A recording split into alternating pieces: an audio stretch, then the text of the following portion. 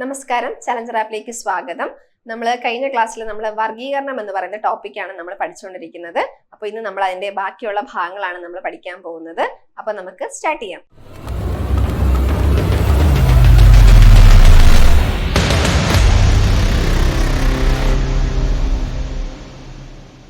കഴിഞ്ഞ ക്ലാസ്സിൽ നമ്മൾ ദ്വിനാമ പദ്ധതിയാണ് നമ്മൾ പറഞ്ഞു നിർത്തിയത് അല്ലെ. ഒരു ജീവിനെ തന്നെ പല പ്രദേശങ്ങളിൽ പല പേരുകളിലാണ് അറിയപ്പെടുന്നത്. ഇത്തരത്തിലുള്ള പ്രശ്നങ്ങൾ പരിഹരിക്കുന്നതിന് വേണ്ടി കൊണ്ടുവന്ന ഒരു പുതിയ വർഗീകരണ രീതി അല്ലെങ്കിൽ ശാസ്ത്രീയ നാമകരണ രീതിയാണ് ഏതെന്ന് പറയുന്നത് ബൈനോമൽ നോമൻക്ലേച്ചർ അല്ലെങ്കിൽ ദ്വിനാമ പദ്ധതി എന്ന് പറയുന്നത്. ദ്വിനാമ പദ്ധതി ആവിഷ്കരിച്ചത് കാൾ ലിനേയസ് ആയിരുന്നു. കാൾ ലിനേയസ് ദ്വിനാമ പദ്ധതി എന്താണ്, അതിൽ തന്നെയുണ്ട് രണ്ട് പേരുകളുണ്ട് അല്ലെ. ആ രണ്ട് പേരുകൾ ഏതാണ് എന്ന് പറയുകയാണെങ്കിൽ ഏതൊക്കെയാണ്? ഒന്നാമത്തെ പദമാണ് ജീനസ് പദവും രണ്ടാമത്തെ പദം സ്പീഷീസ് പദവുമാണ് അല്ലെ. രണ്ടാമത്തത് സ്പീഷീസ് നാമവും ഒന്നാമത്തത് ജീനസ് നാമവുമാണ്. അപ്പൊ ഈ ജീനസ് നാമവും സ്പീഷീസ് നാമവും കൂടെ ചേർന്നാണ് നമ്മുടെ ഒരു ജീവിയുടെ ശാസ്ത്രീയ നാമം നമ്മൾ പറയുന്നത്. അപ്പോൾ വളരെ ഇമ്പോർട്ടന്റ് ആയിട്ടുള്ള ഒരു പോയിന്റ് ആയിരുന്നു. കാൾ ലിനേയസ് ആണ് ദ്വിനാമ പദ്ധതിയുടെ പിതാവ് എന്നറിയപ്പെടുന്നത്. കാൾ ലിനേയസ് ആണ്. അങ്ങനെയാണെങ്കിൽ മനുഷ്യന്റെ ശാസ്ത്രീയ നാമം ഏതായിരുന്നു? ഹോമോ സാപ്പിയൻസ് ആണ്. മനുഷ്യന്റെ ശാസ്ത്രീയ നാമം ഏതാണ് എന്ന് ചോദിക്കുകയാണെങ്കിൽ ഹോമോ സാപ്പിയൻസ് ആണ്. ഇതിൽ ഹോമോ എന്ന് പറയുന്നത് ജീനസ് പദവും സ്പീഷീസ് സാപ്പിയൻസ് എന്ന് പറയുന്നത്, ഹോമോ സാപ്പിയൻസില് സാപ്പിയൻസ് എന്ന് പറയുന്നത് സ്പീഷീസ് നാമവുമാണ്. ഓക്കെ, ഈ ദ്വിനാമ പദ്ധതി എന്ന് പറയുന്നത് ലാറ്റിൻ ഭാഷയാണ് കേട്ടോ. ദ്വിനാമ പദ്ധതി ഏത് ഭാഷയിലാണ്? ശാസ്ത്രീയ നാമങ്ങൾ എന്ന് പറയുന്നത് ലാറ്റിൻ ഭാഷയാണ്. ദ്വിനാമ പദ്ധതി നമ്മൾ പേര് കൊടുക്കുമ്പോൾ ഈ ഒരു ശാസ്ത്രീയ നാമം നമ്മൾ എഴുതുമ്പോൾ അതിന് കുറച്ച് റൂൾസുകളുണ്ട്. അപ്പൊ എന്തൊക്കെയാണ് അതിന്റെ റൂൾസ് എന്ന് പറഞ്ഞാൽ, നമ്മൾ ആദ്യത്തെ ഒരു ജീനസ് നാമം സ്റ്റാർട്ട് ചെയ്യുന്നത് ക്യാപിറ്റൽ ലെറ്ററിലാണ്. ബാക്കി ഇതിനകത്ത് ഒന്നും തന്നെ എന്തില്ല, ക്യാപിറ്റൽ ലെറ്റേഴ്സ് ഇല്ല, ബാക്കി എല്ലാം സ്മോൾ ലെറ്റേഴ്സ് ആണ്. അപ്പോൾ ജീനസ് നെയിം സ്റ്റാർട്ട് ചെയ്യുന്നത് ക്യാപിറ്റൽ ലെറ്റേഴ്സിലാണ്. അതുപോലെ തന്നെ സ്പീഷീസ് നെയിം സ്റ്റാർട്ട് ചെയ്യുന്നത് സ്മോൾ ലെറ്ററിലാണ്. ഇനി നമ്മൾ ഹോമോ സാപ്പിയൻസ് എന്ന് എഴുതുമ്പോൾ നമ്മൾ സാധാരണ പ്രിന്റഡ് ബുക്സിലൊക്കെയാണ് എഴുതുന്നതെങ്കിൽ നമ്മൾ അതിനെ ഇറ്റാലിക്സിലായിരിക്കണം നമ്മൾ കൊടുക്കാനുള്ളത്. അതായത് ഇതിനകത്ത് ഇറ്റാലിക്സിൽ കൊടുത്തിട്ടുണ്ട്. അപ്പൊ ഇറ്റാലിക്സിൽ വേണം ഹോമോ എന്ന് പറയുന്നതും സാപ്പിയൻസ് എന്ന് പറയുന്നതും രണ്ട് പേരുകൾ നമ്മൾ എഴുതാനുള്ളത്. ഇനി നമ്മൾ ബുക്കിലൊക്കെയാണ് എഴുതുന്നതെങ്കിൽ ഹോമോ എന്ന് പറയുന്ന ജീനസ് നാമവും സ്പീഷീസ് നാമവും നമ്മൾ സെപ്പറേറ്റ് ആയിട്ട് അണ്ടർലൈൻ ചെയ്തിരിക്കണം. അത് നമ്മൾ ഒരുമിച്ച് അണ്ടർലൈൻ ചെയ്യാൻ പാടില്ല. അത് തെറ്റാണ്. അതിന്റെ റൂള് പ്രകാരം അത് തെറ്റാണ്. പക്ഷെ എങ്ങനെയാണ് കൊടുക്കാനുള്ളത്? ഹോമോ എന്ന് പറയുന്ന ഒരു പേരും സാപ്പിയൻസ് എന്ന് പറയുന്ന പേരും രണ്ടായിട്ട് സെപ്പറേറ്റ് ആയിട്ട് വേണം നമ്മൾ എന്ത് ചെയ്യാനുള്ളത്? അണ്ടർലൈൻ ചെയ്യാനുള്ളത്. അപ്പോൾ എന്തൊക്കെയാണ് ദ്വിനാമ പദ്ധതിയുടെ പ്രത്യേകതകൾ എന്തൊക്കെയാണെന്ന് ചോദിച്ചാൽ, ഹോമോ എന്ന് പറയുന്ന ജീനസ് നെയിം സ്റ്റാർട്ട് ചെയ്യുന്നത് ക്യാപിറ്റൽ ലെറ്ററിലാണ്. സാപ്പിയൻസ് എന്ന് പറയുന്നത് സ്പീഷീസ് നെയിം സ്റ്റാർട്ട് ചെയ്യുന്നത് സ്മോൾ ലെറ്ററിലാണ്. നമ്മൾ ബുക്സിലൊക്കെ എഴുതുമ്പോൾ നമ്മൾ എന്ത് ചെയ്യണം? സെപ്പറേറ്റ് ആയിട്ട് അണ്ടർലൈൻ ചെയ്തിരിക്കണം. അല്ലാതെ പ്രിന്റഡ് ബുക്സിലൊക്കെ ആണെങ്കിൽ അതിന് ഇറ്റാലിക്സിൽ വേണം നമ്മളത് കൊടുക്കാനുള്ളത്. മനുഷ്യന്റെ ശാസ്ത്രീയ നാമം അറിയപ്പെടുന്നത് ഹോമോ സാപ്പിയൻസ് എന്നാണ്. അപ്പൊ ഇനി കുറച്ച് ജീവികളുടെ ശാസ്ത്രീയ നാമമാണ്. ഇത് കുറച്ച് കട്ടിയുള്ള കുറച്ച് പേരുകളാണ്. നമ്മൾ കുറെ തവണ ഒന്ന് റിപ്പീറ്റ് ചെയ്ത് പഠിക്കുമ്പോൾ നമുക്ക് കുറെ കാര്യങ്ങൾ നമുക്ക് ഓർമ്മ നിൽക്കും. അപ്പൊ നമുക്ക് ഓപ്ഷൻസ് ഒക്കെ കാണുമ്പോൾ നമുക്ക് എന്ത് ചെയ്യാൻ പറ്റും? ഈസി ആയിട്ട് എഴുതാൻ പറ്റും. അപ്പൊ കുറച്ച് 2-3 തവണ എന്ത് ചെയ്യണം? നിങ്ങളതൊന്ന് വായിച്ചു നോക്കണം. ഓക്കെ, അപ്പോ മനുഷ്യൻ നമ്മൾ ഓൾറെഡി പഠിച്ചതാണ്. മനുഷ്യന്റെ ശാസ്ത്രീയ നാമം എന്ന് പറയുന്നത് എന്താണ്? ഹോമോ സാപ്പിയൻസ് എന്നാണ്. മനുഷ്യന്റെ ശാസ്ത്രീയ നാമം ഹോമോ സാപ്പിയൻസ്. അതുപോലെ തന്നെ ആന, എലിഫസ് മാക്സിമസ്. ആനയുടെ ശാസ്ത്രീയ നാമം എലിഫസ് മാക്സിമസ്. നമുക്കറിയാം മാക്സിമം വലിയൊരു ജീവിയാണ് അല്ലെ. അപ്പം അങ്ങനെ ഒന്ന് ഓർത്ത് വെച്ചിരിക്കുക. ഇതിനകത്ത് എന്താണ്? സെപ്പറേറ്റ് ആയിട്ട് അണ്ടർലൈൻ ചെയ്യണം. ഓക്കെ, ഇതിനകത്ത് മലയാളത്തിലായതുകൊണ്ട് ഞാൻ അണ്ടർലൈൻ ചെയ്തിട്ടില്ല. ഓക്കെ, അപ്പൊ ആനയുടെ ശാസ്ത്രീയ നാമമാണ് എലിഫസ് മാക്സിമസ്. അങ്ങനെയാണെങ്കിൽ മയിലിന്റെ ശാസ്ത്രീയ നാമം എന്താണ്? മയിൽ പാവോ ക്രൈസ്റ്റാറ്റസ്. പാവോ ക്രിസ്റ്റാറ്റസ് അല്ലെങ്കിൽ പാവോ ക്രൈസ്റ്റാറ്റസ് ആണ് മയിലിന്റെ ശാസ്ത്രീയ നാമം. നായയാണെങ്കിൽ കാനിസ് ഫെമിലിയാരിസ്. Cannes familiaris. നായയുടെ ശാസ്ത്രീയ നാമം എന്താണ് എന്ന് ചോദിക്കുകയാണെങ്കിൽ കാനിസ് ഫെമിലിയാരിസ് ആണ്. നെല്ല് ഒറൈസ സറ്റൈവ. നെല്ലിന്റെ ശാസ്ത്രീയ നാമമാണ് ഒറൈസ സറ്റൈവ. പശു ബോസ് ടോറസ്. പശുവിന്റെ ശാസ്ത്രീയ നാമമാണ് ബോസ് ടോറസ് എന്ന് പറയുന്നത്. അങ്ങനെയാണെങ്കിൽ കണിക്കൊന്നയുടെ ശാസ്ത്രീയ നാമമാണ് കാസിയ ഫിസ്റ്റുല. കാസിയ ഫിസ്റ്റുല എന്നുള്ളത് കണിക്കൊന്നയുടെ ശാസ്ത്രീയ നാമമാണ്. ചെന്നായയുടെ ശാസ്ത്രീയ നാമമാണ് കാനിസ് ലൂപ്പസ്. കാനിസ് ലൂപ്പസ് എന്ന് പറയുന്നത് ചെന്നായയുടെ ശാസ്ത്രീയ നാമമാണ്. സിംഹം പാന്തിറോ ലിയോ.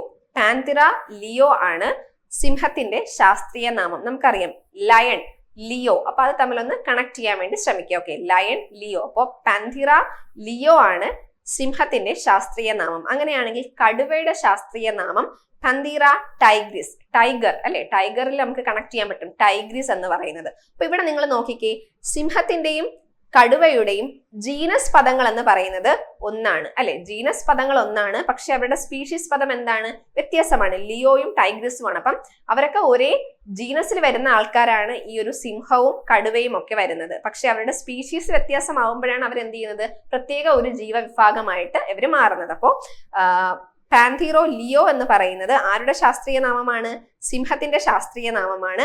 അങ്ങനെയാണെങ്കിൽ പാന്തീറോ ടൈഗ്രിസ് എന്ന് പറയുന്നത് കടുവയുടെ ശാസ്ത്രീയ നാമമാണ്. ഓക്കെ, അപ്പോ മനുഷ്യന്റെ ശാസ്ത്രീയ നാമം ഹോമോസാപ്പിയൻസ്, ആന എലിഫസ് മാക്സിമസ്, മയിൽ പാവോ ക്രൈസ്റ്റാറ്റസ്, നായ കാനിസ് ഫെമിലിയാരിസ്, നെല്ല് ഒറൈസ സറ്റൈവ, പശു ബോസ് ടോറസ്, കണിക്കൊന്ന കാസിയ ഫിസ്റ്റുല, ചെന്നായ കാനിസ് ലൂപ്പസ്, സിംഹം പന്തീറോ ലിയോ, കടുവ പന്തീറോ ടൈഗ്രിസ്. അടുത്തത് കാക്ക, കോർവസ് സ്പ്ലെൻഡൻസ്. കോർവസ് സ്പ്ലെൻഡൻസ് എന്നാണ് കാക്കയുടെ ശാസ്ത്രീയ നാമം. പൂച്ച ഫെലിസ് ഡൊമസ്റ്റിക്കസ്, നമ്മൾ ഓൾറെഡി മുന്നേ പറഞ്ഞതാണ് അല്ലെ, പൂച്ചയുടെ ശാസ്ത്രീയ നാമം ഫെലിസ് ഡൊമസ്റ്റിക്കസ്, ഫെലിസ് ഡൊമസ്റ്റിക്കസ്. പാറ്റ പെരിപ്ലാനറ്റ അമേരിക്കാന. കേൾക്കുമ്പോൾ നല്ല രസമുണ്ടല്ലേ, പക്ഷെ പഠിക്കാൻ കുറച്ച് ബുദ്ധിമുട്ടാണല്ലേ. പെരിപ്ലാനറ്റ അമേരിക്കാന, പാറ്റയുടെ ശാസ്ത്രീയ നാമമാണ് പെരിപ്ലാനറ്റ അമേരിക്കാന. അങ്ങനെയാണെങ്കിൽ പട്ടുനൂൽ പുഴുവിന്റെ ശാസ്ത്രീയ നാമമാണ് ബോംബിക്സ് മോറി, പട്ടുനൂൽ പുഴു ബോംബിക്സ് മോറി. കരിമീൻ എട്രോപ്പസ് സുറാറ്റൻസിസ്, എട്രോപ്പസ് സുറാറ്റൻസിസ്.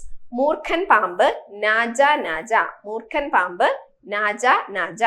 തെങ്ങ് നമ്മൾ ഓൾറെഡി പറഞ്ഞതാണ്, കോക്കോസ് ന്യൂസിഫറ, തെങ്ങ് കോക്കോസ് ന്യൂസിഫറ. അങ്ങനെയാണെങ്കിൽ മാവ് എന്തായിരുന്നു, മാഞ്ചിഫറ ഇൻഡിക്ക, മാവ് മാഞ്ചിഫറ ഇൻഡിക്ക. ചക്ക ആർട്ടോകാർപ്പസ് ഹെറ്ററോഫിലസ്, ഹെറ്ററോഫിലസ് എന്നുണ്ട് കേട്ടോ, ആർട്ടോകാർപ്പസ് ഹെറ്ററോഫിലസ്, ആർട്ടോകാർപ്പസ് ഹെറ്ററോഫിലസ് എന്നുള്ളതാണ് ആരുടെ ശാസ്ത്രീയ നാമം, ചക്കയുടെ ശാസ്ത്രീയ നാമം. കറ്റാർവാഴ നമുക്കറിയാം, അലോവേറ, അലോവേറ. താമര നിലംബോ ന്യൂസിഫറ, താമര നിലംബോ ന്യൂസിഫറ. അങ്ങനെയാണെങ്കിൽ ആൽമരം ഫൈക്കസ് ബംഗാളൻസിസ്, ഫൈക്കസ് ബംഗാളൻസിസ് എന്നാണ് ആൽമരത്തിന്റെ ശാസ്ത്രീയ നാമം.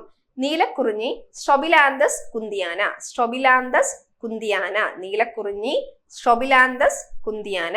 തൊട്ടാവാടി മൈമോസ പ്യൂഡിക്ക, മൈമോസ എന്നാണ് കേട്ടോ, മൈമോസ പ്യൂഡിക്ക, മൈമോസ പ്യൂഡിക്ക. തൊട്ടാവാടി മൈമോസ പ്യൂഡിക്ക. തുളസി, തുളസിയുടെ ശാസ്ത്രീയ നാമമാണ് ഒസിമം സാങ്ക്ടം, ഒസിമം സാങ്ക്ടം ആണ് കേട്ടോ, ഒസിമം സാങ്ക്ടം. ഇത്രയുമാണ് കുറച്ച് ഇമ്പോർട്ടന്റ് ആയിട്ടുള്ള കുറച്ച് ശാസ്ത്രീയ നാമങ്ങളാണ് ഞാൻ ഇതിനകത്ത് കൊടുത്തിട്ടുള്ളത്. ഓക്കെ, അപ്പൊ ഇത്രയും ഒന്ന് ജസ്റ്റ് ഒന്ന് നോക്കി വെച്ചിരിക്കുക. അടുത്തത് നമ്മൾ വർഗീകരണ രീതികളെ കുറിച്ചാണ് നമ്മൾ പറയുന്നത്. വർഗീകരണ രീതികൾ, കുറെ തരത്തിലുള്ള വർഗീകരണ രീതികൾ ഉണ്ട്. ഓക്കെ, അതിൽ ഒന്നാമത്തതാണ് 2 കിങ്ഡം ക്ലാസിഫിക്കേഷൻ അല്ലെങ്കിൽ 2 കിങ്ഡം വർഗീകരണം എന്ന് പറയുന്നത്. 2 കിങ്ഡം ക്ലാസിഫിക്കേഷൻ അല്ലെങ്കിൽ 2 കിങ്ഡം വർഗീകരണം. ഏതൊക്കെയായിരിക്കും 2 കിങ്ഡംസ് എന്ന് പറയുന്നത്? ഒന്ന് പ്ലാന്റേയും 2 അനിമേലിയുമാണ്. നമ്മൾ ഓൾറെഡി പറഞ്ഞതാണ് അല്ലെ. 2 കിങ്ഡം എന്ന് പറയുന്നത് ഏതൊക്കെയാണ്? ഒന്ന് പ്ലാന്റേയും ഒന്ന് അനിമേലിയുമാണ്. സസ്യലോകങ്ങൾ അല്ലെങ്കിൽ സസ്യങ്ങളെല്ലാം കൂടെ ചേരുന്ന കിങ്ഡം ഏതാണ് എന്ന് ചോദിക്കുകയാണെങ്കിൽ അത് പ്ലാന്റയാണ്. അങ്ങനെയാണെങ്കിൽ ജന്തുക്കളെല്ലാം കൂടെ ചേരുന്ന കിങ്ഡം ഏതാണ് എന്ന് ചോദിക്കുകയാണെങ്കിൽ അത് അനിമേലിയാണ്. ഓക്കെ, അപ്പോൾ അതാണ് 2 കിങ്ഡം ക്ലാസിഫിക്കേഷനിൽ ആരൊക്കെയാണ് ഉൾപ്പെടുന്നത്? പ്ലാന്റയും അനിമേലിയുമാണ് കേട്ടോ. ഈ 2 കിങ്ഡം ക്ലാസിഫിക്കേഷൻ ആവിഷ്കരിച്ചത് കാൾ ലിനേയസ് ആണ്. കാൾ ലിനേയസ് ആണ് 2 കിങ്ഡം ക്ലാസിഫിക്കേഷൻ ആവിഷ്കരിച്ചത്. കാൾ ലിനേയസ് ആണ് കേട്ടോ, കാൾ ലിനേയസ്. അടുത്തത് 3 കിങ്ഡം വർഗീകരണ രീതി. 3 കിങ്ഡം വർഗീകരണ രീതി എന്ന് പറയുമ്പം എത്ര കിങ്ഡം കാണും? 3 എണ്ണം കാണുമായിരിക്കും. നമ്മൾ നേരത്തെ പറഞ്ഞത് തന്നെയാണ്. ഏതൊക്കെയാണ്? ഒന്ന് പ്ലാന്റേ, ഒന്ന് അനിമേലിയ. മൂന്നാമത്തെ ഒരു കിങ്ഡമാണ് പ്രോട്ടിസ്റ്റ. മൂന്നാമത്തെ ഒരു കിങ്ഡമാണ് പ്രോട്ടിസ്റ്റ എന്ന് പറയുന്നത് കേട്ടോ, പ്രോട്ടിസ്റ്റ എന്ന് പറയുന്ന ഒരു കിങ്ഡം. ഓക്കെ, അപ്പം പ്രോട്ടിസ്റ്റ എന്താണെന്നുള്ളത് പറയാം കേട്ടോ. അപ്പോൾ 3 കിങ്ഡം ക്ലാസിഫിക്കേഷൻ ആവിഷ്കരിച്ചത് ആരാണ്? Ernst Haeckel. പഠിച്ചു വെച്ചിരിക്കുക, ഏണസ്റ്റ് ഹെയ്ക്കല. 2 കിങ്ഡം ക്ലാസിഫിക്കേഷൻ ആവിഷ്കരിച്ചത് കാൾ ലിനേയസ് ആണ്. അങ്ങനെയാണെങ്കിൽ 3 കിങ്ഡം ക്ലാസിഫിക്കേഷൻ ആവിഷ്കരിച്ചത് ഏണസ്റ്റ് ഹെയ്ക്കൽ ആണ്. 4 കിങ്ഡം വർഗീകരണ പദ്ധതി കൊണ്ടുവന്നത് കോപ്ലാൻഡ് ആണ്. കോപ്ലാൻഡ് 4 കിങ്ഡം വർഗീകരണ രീതി കൊണ്ടുവന്നത് കോപ്ലാൻഡ് ആണ്. ഏതൊക്കെയാണ് 4 കിങ്ഡം? നമ്മൾ നേരത്തെ പറഞ്ഞ പ്ലാന്റേ, അനിമേലിയ, പ്രൊട്ടിസ്റ്റ ഉണ്ട്. അതുകൂടാതെ മൊണേറ എന്ന് പറയുന്ന ഒരു കിങ്ഡവും കൂടെ ഇതിനകത്ത് വരുന്നുണ്ട്. മൊണേറ എന്ന് പറയുന്നത് ബാക്ടീരിയാസ് ഒക്കെ ഉൾപ്പെടുന്ന ഒരു കിങ്ഡമാണ് മൊണേറ എന്ന് പറയുന്നത്. ഓക്കെ, അപ്പം മൊണേറ എന്ന് പറയുന്ന ഒരു കിങ്ഡവും കൂടെ ചേർന്നതാണ് 4 കിങ്ഡം വർഗീകരണ പദ്ധതി. അപ്പോൾ 4 കിങ്ഡം വർഗീകരണ രീതി കൊണ്ടുവന്നത് കോപ്ലാൻഡ് എന്ന് പറയുന്ന സയന്റിസ്റ്റ് ആണ്. ഓക്കെ, അടുത്തത് 5 കിങ്ഡം ക്ലാസിഫിക്കേഷൻ അല്ലെങ്കിൽ 5 കിങ്ഡം വർഗീകരണ പദ്ധതി ആവിഷ്കരിച്ചത് റോബർട്ട് എച്ച് വിറ്റാക്കർ. വളരെ ഇമ്പോർട്ടന്റ് ആയിട്ടുള്ള ഒരു ക്വസ്റ്റ്യൻ ആണ് കേട്ടോ. Robert H Whittaker 1969 Robert H Whittaker 5 kingdom വർഗീകരണ രീതി കൊണ്ടുവന്നത്. അപ്പോൾ ഏതൊക്കെയാണ് 5 കിങ്ഡം വർഗീകരണ രീതിയിലുള്ളത്? നമ്മൾ മുന്നേ പറഞ്ഞ മൊണേറ, പ്രൊട്ടിസ്റ്റ, പ്ലാന്റേ, അനിമേലിയ ഉണ്ട്. കൂടാതെ ഫഞ്ചൈ എന്ന് പറയുന്ന ഒരു വിഭാഗവും കൂടെ ഇതിനകത്ത് വരുന്നുണ്ട്. ഫഞ്ചൈ എന്ന് പറയുന്ന ഒരു വിഭാഗവും കൂടെ ചേർന്നതാണ് ഏതെന്ന് പറയുന്നത് 5 കിങ്ഡം ക്ലാസിഫിക്കേഷൻ എന്ന് പറയുന്നത്. നമുക്കറിയാം ഫഞ്ചൈ എന്ന് പറയുന്നത് കുറച്ച് കുമിളുകളൊക്കെ വരുന്ന ഒരു വിഭാഗമാണ്. കുമിളുകളൊക്കെ ഉൾപ്പെടുന്ന വിഭാഗമാണ് ഫഞ്ചൈ എന്ന് പറയുന്നത്. ഓക്കെ, ഇപ്പൊ പ്ലാന്റൈ, അനിമേലിയ, മൊണേറ, പ്രോട്ടിസ്റ്റ, ഫഞ്ചൈ എന്ന് പറയുന്ന ഒരു വിഭാഗം. അപ്പൊ ഇത്രയുമാണ് വർഗീകരണ രീതികൾ ഏതൊക്കെയാണെന്ന്. ഓക്കെ, അപ്പം ഒന്നും കൂടെ പറയാം. 2 കിങ്ഡം ക്ലാസിഫിക്കേഷൻ എന്ന് പറയുന്നത് കാൾ ലിനേയസ് ആണ് കൊണ്ടുവന്നത്. 2 കിങ്ഡം ഉണ്ട്, ഒന്ന് പ്ലാന്റയും അനിമേലിയയും. 3 കിങ്ഡം വർഗീകരണ രീതിയിൽ 3 കിങ്ഡം ഉണ്ട്, പ്ലാന്റേ, അനിമേലിയ, പ്രോട്ടിസ്റ്റ. ഇത് കൊണ്ടുവന്നത് ഏണസ്റ്റ് ഹെയ്ക്കൽ ആണ്. 4 കിങ്ഡം വർഗീകരണ രീതി കൊണ്ടുവന്നത് കോപ്ലാൻഡ് ആണ്. Plantae, Animalia, protista, Monera. അപ്പോൾ നോക്കൂ, എന്താണ് മൊണീറ? ഞാൻ മുന്നേ പറഞ്ഞിരുന്നു, ബാക്ടീരിയാസ് ഉൾപ്പെടുന്ന ഒരു വിഭാഗമാണ് മൊണേറ എന്ന് പറയുന്നത്. നമുക്കറിയാം ബാക്ടീരിയക്ക് എന്തില്ല? ന്യൂക്ലിയസ് ഇല്ല. എന്നാൽ അവര് ഒരു ഏകകോശ ജീവികളാണ് ബാക്ടീരിയാസ് എന്ന് പറയുന്നത്. ഒരു ഒറ്റ കോശം മാത്രമേ ആർക്കുള്ളൂ? ബാക്ടീരിയാസിനുള്ളൂ. അപ്പം ഏകകോശ ജീവികൾ, യൂണിസെല്ലുലർ ഓർഗാനിസംസ് ആണ് ബാക്ടീരിയാസ് എന്ന് പറയുന്നത്. അവർക്ക് എന്തില്ല? ന്യൂക്ലിയസ് ഇല്ല. അപ്പൊ ന്യൂക്ലിയസ് ഇല്ലാത്ത വിഭാഗങ്ങളെ നമ്മൾ എന്തെന്നാണ് പറയുന്നത്? അറിയാമോ? എന്താണ് ന്യൂക്ലിയസ് ഇല്ലാത്ത വിഭാഗങ്ങളെ പറയുന്നത്? പ്രോകാരിയോട്ടുകൾ എന്നാണ് കേട്ടോ. ന്യൂക്ലിയസ് ഇല്ലാത്ത വിഭാഗങ്ങളെ നമ്മൾ അറിയപ്പെടുന്ന പേര് പ്രോകാരിയോട്ടുകൾ എന്നാണ്. അപ്പൊ പ്രോകാരിയോട്ട്, യൂണിസെല്ലുലർ ആയിട്ടുള്ള പ്രോകാരിയോട്ടുകളാണ് ആര്? മൊണേറ എന്ന് പറയുന്നത്. അപ്പം മൊണേറയൊക്കെ വരുന്നത് ബാക്ടീരിയ എന്ന് പറയുന്ന വിഭാഗത്തിലാണ്. യൂണിസെല്ലുലർ പ്രോകാരിയോട്സ് ആണ്. അപ്പൊ ഇത്തരത്തിലുള്ള ജീവികളാണ് മൊണേറ എന്ന് പറയുന്ന കിങ്ഡത്തിനകത്ത് വരുന്നത്. അങ്ങനെയാണെങ്കിൽ രണ്ടാമത്തത് പ്രോട്ടിസ്റ്റ. പ്രോട്ടിസ്റ്റയിൽ വരുന്ന ഒരു ജീവിയാണ് അമീബ എന്ന് പറയുന്നത്. അമീബയും എങ്ങനെയുള്ള ജീവിയാണ്? ഏകകോശ ജീവി തന്നെയാണ്. ബാക്ടീരിയനെ പോലെ തന്നെ ഏകകോശ ജീവി തന്നെയാണ് ആര്? അമീബയും. പക്ഷേ ബാക്ടീരിയയിൽ നിന്നും നമ്മുടെ അമീബയ്ക്കുള്ള വ്യത്യാസം എന്താണെന്ന് വെച്ചാല് അവർക്ക് എന്തുണ്ട്? ന്യൂക്ലിയസ് ഉണ്ട്. അവർക്ക് എന്തുണ്ട്? ഒരു ന്യൂക്ലിയസ് ഉണ്ട്. എങ്ങനെയാണെങ്കിൽ ബാക്ടീരിയക്ക് ന്യൂക്ലിയസ് ഇല്ലായിരുന്നു. അവര് പ്രോകാരിയോട്ടുകളാണ്. അങ്ങനെയാണെങ്കിൽ ന്യൂക്ലിയസ് ഉള്ളവരെ നമ്മൾ എന്തെന്ന് പറയും? യൂകാരിയോട്ടുകൾ എന്നാണ് പറയുന്നത്. ന്യൂക്ലിയസ്, വ്യക്തമായ ഒരു ന്യൂക്ലിയസ് ഉള്ള ജീവികളെ നമ്മൾ യൂകാരിയോട്ടുകൾ എന്നാണ് പറയുന്നത്. അപ്പോൾ അമീബയ്ക്ക് ഏകകോശ ജീവിയാണ്. അതുപോലെ തന്നെ അവർക്ക് വ്യക്തമായ ഒരു ന്യൂക്ലിയസ് ഉണ്ട്. അപ്പൊ അത്തരത്തിലുള്ള ന്യൂക്ലിയസുകളുള്ള ഒരു യൂണിസെല്ലർ, യൂകാരിയോട്ടിക് ആയിട്ടുള്ള യൂണിസെല്ലർ ഓർഗാനിസത്തിനെയാണ് നമ്മൾ പ്രോട്ടിസ്റ്റേ എന്ന് പറയുന്ന വിഭാഗത്തിൽ പറയുന്നത്. അതുപോലെ തന്നെ യൂണിസെല്ലർ പ്രോകാരിയോട്ടുകളെ പറയുന്ന പേര് മൊണീറാസ് ആണ് കേട്ടോ. മൊണീറ എന്ന് പറയുന്ന ഒരു വിഭാഗത്തിലാണ് അവരെ ഉൾപ്പെടുത്തുന്നത്. അടുത്ത ഫഞ്ചൈ എന്ന് പറയുന്ന വിഭാഗം. ഫഞ്ചൈ നമ്മൾ പറഞ്ഞു കുമിളുകളൊക്കെ വരുന്ന ഒരു വിഭാഗമാണ് ഫഞ്ചൈ. അപ്പോൾ ഫഞ്ചൈ നമ്മൾ എടുത്ത് നോക്കുകയാണെങ്കിൽ അവരെ കറക്റ്റ് ആയിട്ട് ഒരു പ്ലാന്റ് ആണ് എന്ന് പറയാനും പറ്റില്ല. അവരെ ഒരു അനിമൽ ആണെന്നും ഉൾപ്പെടുത്താൻ പറ്റത്തില്ല. കാരണം പ്ലാന്റ്സിന് എന്തിനുള്ള കഴിവുണ്ട്? അവർക്ക് സ്വന്തമായിട്ട് ഫുഡ് പ്രിപ്പയർ ചെയ്യാൻ, ഫോട്ടോസിന്തസിസ് വഴി അവർക്ക് സ്വന്തമായിട്ട് ഫുഡ് പ്രിപ്പയർ ചെയ്യാനുള്ള ഒരു കഴിവ് ആർക്കുണ്ട്? പ്ലാന്റ്സിനുണ്ട്. പക്ഷേ ഫഞ്ചൈ, കുമിളുകൾക്കാണെങ്കിൽ സ്വന്തമായിട്ട് അവർക്ക് ഫുഡ് പ്രിപ്പയർ ചെയ്യാനുള്ള കഴിവുണ്ടോ? ഇല്ല. അവർക്ക് എന്താണ്? മറ്റുള്ളവരെ ആശ്രയിച്ച് ജീവിക്കുന്ന പരപോഷികളാണ് ആരെന്ന് പറയുന്നത്? ഫഞ്ചൈ എന്ന് പറയുന്നത്. എന്നാൽ അവർക്ക് മൃഗങ്ങളെ പോലെ അല്ലെങ്കിൽ ജന്തുക്കളെ പോലെ അവർക്ക് സഞ്ചരിക്കാൻ കഴിയുന്നുണ്ടോ? സഞ്ചരിക്കാനും അവർക്ക് കഴിയുന്നില്ല. എന്നാൽ അപ്പോൾ ഇവർക്ക് എന്താണ്? പ്ലാന്റ്സിന്റെ ക്യാരക്ടേഴ്സും ഇല്ല, എന്നാൽ എല്ലാ ക്യാരക്ടേഴ്സും ഇല്ല. ജന്തുക്കളുടെ ക്യാരക്ടേഴ്സും ഇല്ല, എന്നാൽ ഇവരുടെ എല്ലാം കുറച്ച് ക്യാരക്ടേഴ്സ് അവർക്ക് ഉണ്ട് താനും. അതുകൊണ്ടാണ് ഇവരെ എന്ത് ചെയ്തത്? പ്രത്യേക ഒരു വിഭാഗത്തിലേക്ക് ഇവരെ ഉൾപ്പെടുത്തിയത്. ആ ഒരു വിഭാഗത്തിനെയാണ് ഫഞ്ചൈ എന്ന് പറയുന്നത്. അപ്പൊ ഇവരുടെ പ്രത്യേകതകൾ എന്തൊക്കെയാണ്?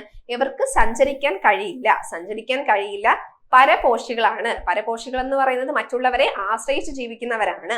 ഏകകോശ ജീവികളും ബഹുകോശ ജീവികളും ഫഞ്ചൈയിൽ കാണപ്പെടുന്നുണ്ട്. അപ്പോൾ ഫഞ്ചൈയിൽ ഏകകോശ ജീവികളും ഉണ്ട്, അതുപോലെ തന്നെ ബഹുകോശ ജീവികളും ഇതിനകത്ത് ഉൾപ്പെടുന്നുണ്ട്. അടുത്തത് പ്ലാന്റേ എന്ന് പറയുന്ന വിഭാഗം. പ്ലാന്റേ നമ്മൾ ഓൾറെഡി പറഞ്ഞതാണ്. സസ്യങ്ങൾ ഉൾപ്പെടുന്ന വിഭാഗം ഏതാണ് എന്ന് ചോദിക്കുകയാണെങ്കിൽ അത് പ്ലാന്റേ ആണ്. ഇവരെന്താണ്? സ്വപോഷികളാണ്. സ്വപോഷികൾ എന്ന് പറയുന്നത് അവർക്ക് സ്വന്തമായിട്ട് ഫോട്ടോസിന്തസിസ്, പ്രകാശ സംശ്ലേഷണം വഴി അവർക്ക് എന്ത് ചെയ്യാനുള്ള കഴിവുണ്ട്? ഫുഡ് ഉണ്ടാക്കാനുള്ള കഴിവ് അവർക്കുണ്ട്. സഞ്ചാരശേഷി ഇല്ലാത്തവരുമായ ബഹുകോശ ജീവികളാണ് ഇവര്. മൾട്ടി സെല്ലുലർ ഓർഗാനിസംസ് ആണ് ആരെന്ന് പറയുന്നത്? പ്ലാന്റേ എന്ന് പറയുന്നത്. ഓക്കെ, അപ്പൊ മൾട്ടി സെല്ലുലർ ഓർഗാനിസംസ് ആണ് പ്ലാന്റേ. സ്വപോഷികളാണ്, സഞ്ചാരശേഷി ഇല്ലാത്തവരാണ് മൾട്ടി സെല്ലർ, ബഹുകോശ ജീവികളാണ് പ്ലാന്റ് എന്ന് പറയുന്നത്. പ്ലാന്റ്സ് എല്ലാവരും അത്തരത്തിലുള്ള ജീവികളാണ്. അങ്ങനെയാണെങ്കിൽ അനിമേലിയ എന്താണ്? ജന്തുക്കൾ വരുന്ന വിഭാഗമാണ് അനിമേലിയ എന്ന് പറയുന്നത്. ഇവർ പരപോഷികളാണ് അല്ലെ, മറ്റുള്ളവരെ ആശ്രയിച്ച്, നമ്മൾ സസ്യങ്ങളെ ആശ്രയിച്ചൊക്കെയാണ് നമ്മൾ ജീവിക്കുന്നത്. മറ്റുള്ളവരെ ആശ്രയിച്ച് ജീവിക്കുന്ന പരപോഷികളാണ്, സഞ്ചാരശേഷി ഉള്ളവരാണ്, ബഹുകോശ ജീവികളാണ്. ഓക്കെ, ബഹുകോശ ജീവികളാണ്. അപ്പോൾ ഇതിനകത്ത് ഏകകോശ ജീവികളിൽ വരുന്നത് ഏതൊക്കെയാണ്? മൊണീറയും പ്രൊട്ടിസ്റ്റയുമാണ് ഏകകോശ ജീവികളിൽ വരുന്നത്. അങ്ങനെയാണെങ്കിൽ ബഹുകോശ ജീവികളിൽ വരുന്നത് പ്ലാന്റയും അനിമേലിയുമാണ് ബഹുകോശ ജീവികൾ. ഫഞ്ചയിൽ എന്തുണ്ട്? ഏകകോശ ജീവികളും ബഹുകോശ ജീവികളും ഒക്കെ അവരിൽ കാണപ്പെടുന്നുണ്ട്. ഓക്കെ, ഇത്രയുമാണ് പ്രധാനപ്പെട്ട മൊണീറ, പ്രൊട്ടിസ്റ്റ, ഫഞ്ചൈ, പ്ലാന്റ്, അനിമേലിയനെ കുറിച്ചുള്ള ഡീറ്റെയിൽസ്. Okay, 5 kingdom classification. അടുത്തത് നമ്മൾ പറയാൻ പോകുന്നത് 6 കിങ്ഡം ക്ലാസിഫിക്കേഷൻ ആണ്. 6 കിങ്ഡം വർഗീകരണ പദ്ധതി. 6 കിങ്ഡം വർഗീകരണ പദ്ധതി കൊണ്ടുവന്നത് കാൾ വോയ്സ് ആണ്. 6 കിങ്ഡം വർഗീകരണ പദ്ധതി കൊണ്ടുവന്നത്.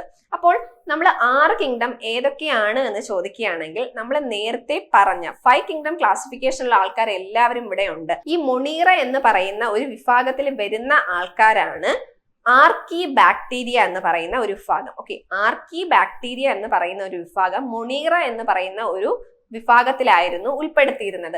എന്നാൽ അവർക്ക് മൊണീറ എന്ന് പറയുന്ന വിഭാഗത്തിലുള്ള മറ്റ് ജീവികളിൽ നിന്നും കുറെ വ്യത്യാസ സ്വഭാവങ്ങൾ ഇവർ കാണിക്കാൻ തുടങ്ങി. അതുകൊണ്ട് തന്നെ ഈ ആർക്കി ബാക്ടീരിയ എന്ന് പറയുന്ന ഒരു വിഭാഗത്തെ 2 വിഭാഗങ്ങളായിട്ട് തരംതിരിച്ചു. ആരൊക്കെയാണ്?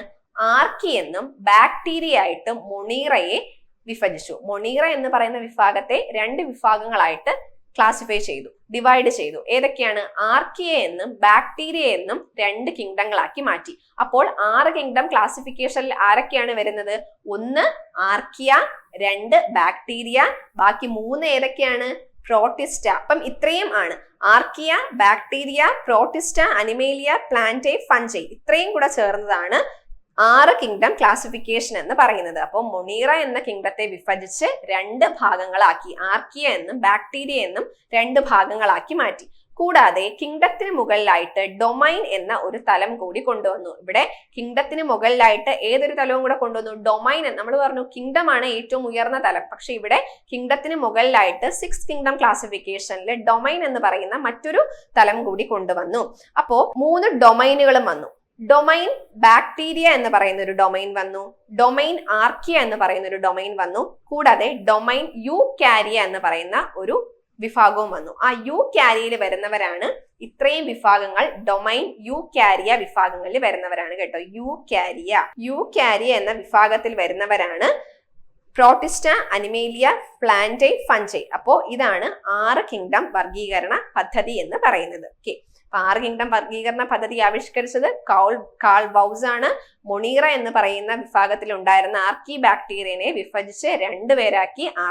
ആർക്കി എന്നും ബാക്ടീരിയ എന്നും 2 വിഭാഗങ്ങളാക്കി മാറ്റി. കൂടാതെ ഡൊമൈൻ എന്ന് പറയുന്ന മറ്റൊരു വിഭാഗത്തെയും കൂടെ കൊണ്ടുവന്നു. അപ്പോൾ 6 കിങ്ഡം ക്ലാസിഫിക്കേഷനിലുള്ളവർ ആരൊക്കെയാണ് എന്ന് ചോദിച്ചാൽ archaea, bacteria, protista, fungi, plant, പിന്നെ അനിമേലിയ. ഓക്കെ, ഇതാണ് 6 കിങ്ഡം വർഗീകരണ രീതി എന്ന് പറയുന്നത്. 6 കിങ്ഡം വർഗീകരണ പദ്ധതി അനുസരിച്ച് മനുഷ്യന്റെ വിവിധ വർഗീകരണ തലങ്ങൾ ഏതൊക്കെയാണെന്നാണ് കേട്ടോ. അപ്പോ ഡൊമൈൻ യൂകാരിയ. ഡൊമൈൻ എന്ന് പറയുന്നത് മനുഷ്യൻ വരുന്ന ഡൊമൈൻ എന്ന് പറയുന്നത് യൂകാരിയ. കാരണം എന്താണ്? അവർ യൂകാരിയോട്ടുകളാണ്. യൂകാരിയോട്ടുകൾ എന്ന് പറയുന്നത് വ്യക്തമായ ന്യൂക്ലിയസുകൾ ഉള്ള ജീവികളെയാണ് യൂകാരിയോട്ടുകൾ എന്ന് അറിയപ്പെടുന്നത്. അതുപോലെ തന്നെ കിങ്ഡം അനിമേലിയ, നമ്മൾ പറഞ്ഞു എല്ലാ ജന്തു വിഭാഗങ്ങളും ഉൾപ്പെടുന്ന കിങ്ഡമാണ് അനിമേലിയ എന്ന് പറയുന്നത്. അതുപോലെ തന്നെ ഫൈലം കോർഡേറ്റയാണ്. ഫൈലം കോർഡേറ്റ, നട്ടലുള്ള ജീവികളാണ് കോർഡേറ്റ്സിൽ വരുന്നത് അല്ലെ. അതുപോലെ തന്നെ ക്ലാസ് മമേലിയ, മാമൽസ് ആണ്, മുലയൂട്ടുന്നവരാണ് മാമൽസ് എന്ന് പറയുന്നത്. Class Mammalia. ഓർഡർ പ്രൈമേറ്റ്സ് ആണ്. Order primates. Family Hominidae. മനുഷ്യന്റെ ഫാമിലി ഏതാണ് എന്ന് ചോദിക്കുകയാണെങ്കിൽ ഹോമിനിഡേ ആണ്. Genus homo. സ്പീഷീസ് സാപ്പിയൻസ് ആണ്. അപ്പോൾ മനുഷ്യന്റെ ശാസ്ത്രീയ നാമം ഏതാണ്? ഹോമോ സാപ്പിയൻസ് ആണ് കേട്ടോ. ഹോമോ സാപ്പിയൻസ് ആണ് മനുഷ്യന്റെ ശാസ്ത്രീയ നാമം. ഇതാണ് 6 കിങ്ഡം വർഗീകരണ രീതി അനുസരിച്ച് മനുഷ്യന്റെ വിവിധ വർഗീകരണ തലങ്ങൾ എന്ന് പറയുന്നത്. ഇപ്പോൾ ഇന്നത്തെ ക്ലാസ്സിൽ വർഗീകരണ രീതികളെ കുറിച്ചാണ് പറഞ്ഞത്. 2 കിങ്ഡം ക്ലാസിഫിക്കേഷൻ കാൾ ലിനേയസ് ആണ്. 3 കിങ്ഡം ക്ലാസിഫിക്കേഷൻ കൊണ്ടുവന്നത് ഏണസ്റ്റ് ഹെക്കൽ ആണ്. 4 കിങ്ഡം വർഗീകരണ രീതി കോപ്ലാൻഡ് ആണ്. 5 കിങ്ഡം വർഗീകരണ പദ്ധതി കൊണ്ടുവന്നത് റോബർട്ട് എച്ച് വിറ്റാക്കർ. അങ്ങനെയാണെങ്കിൽ 6 കിങ്ഡം വർഗീകരണ രീതി ആരാണ് കൊണ്ടുവന്നത്? കാൾ ബൗസ് ആണ്.